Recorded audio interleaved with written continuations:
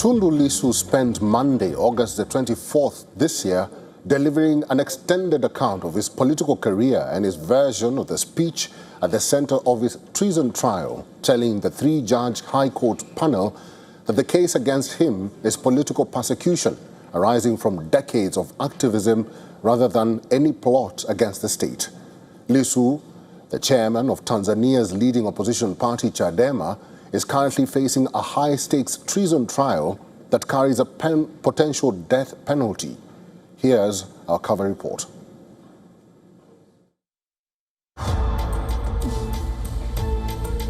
Tanzanian opposition leader Tundu Lissu opened his defense in his treason trial, calling it a political case. Lissu, head of the opposition CHADEMA party, was detained in April 2025 and charged with treason, which carries a potential death penalty for allegedly inciting the public to boycott last year's elections. The longtime activist has faced multiple arrests over the years and survived an assassination attempt in 2017.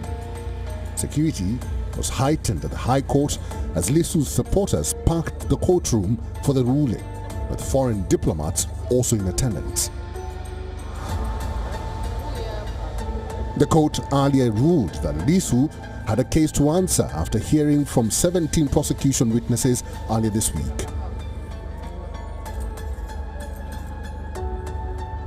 Lissu, who is representing himself, listed several high-ranking government officials that he will call as defense witnesses, including President Samia Suluhu Hassan, and asked the court to summon them.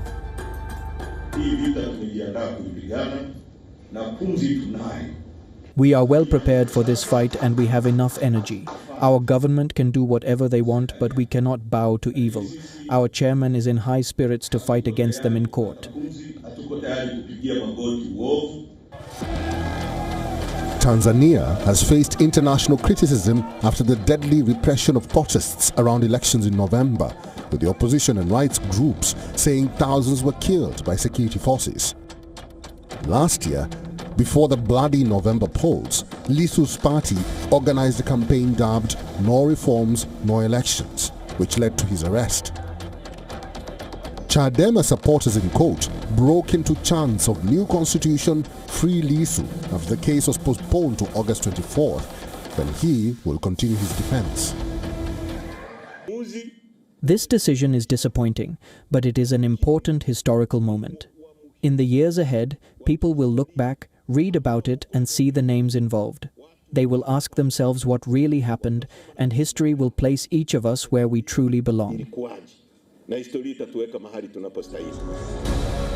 Lissu's party accuses Hassan, who won the last election with 98%, of a return to the repressive tactics of her predecessor, John Magufuli.